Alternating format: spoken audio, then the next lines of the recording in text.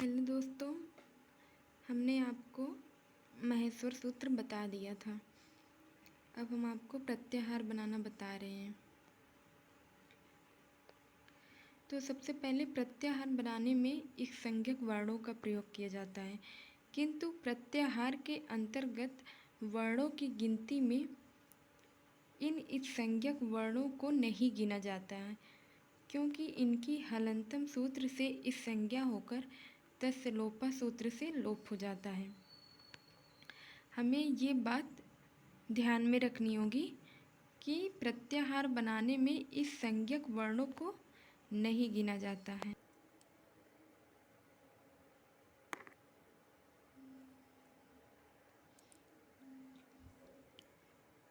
तो अब हम आते हैं यहाँ पे अच प्रत्याहार। सबसे पहले हमें ये बात ध्यान में रखना होगा कि हमें ऐसा वर्ण लेना होगा, अंतिम का ऐसा वर्ण होगा जो हलंत युक्त हो। तो हम अच प्रत्याहार लेते हैं। अच प्रत्याहार में सभी स्वर आ जाते हैं।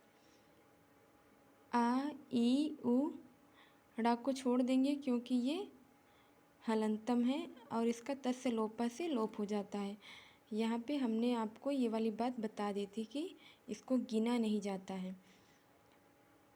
आ, ई, उ, री, री, ए, ओ, ऐ, औ। तो हमसे पूछता है कि ऐसा कौन सा प्रत्याहार है जिसमें सभी स्वर आ जाते हैं। तो हमें मालूम होना चाहिए कि अच प्रत्याहार। फिर हम लेते हैं हल प्रत्याहार, जिसमें सभी व्यंजन आ जाते हैं।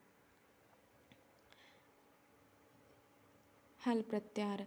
अब यहाँ पे देखिए हैवरट लड़, यहाँ भी ला है और यहाँ भी ला है। तो हमने आपको बताया ना कि हमें अंतिम का ऐसा वर्ण लेना होगा जो हलंत से युक्त हो। तो हल प्रत्याहार में 33 व्यंजन आ जाते हैं। इसके बाद लेते हैं सल प्रत्याहार। सल प्रत्याहार के अंतर्गत ऊस में वर्ण आते हैं। यहाँ पे देखिए सल, सा और ला। तो सा, शा, शा, हा।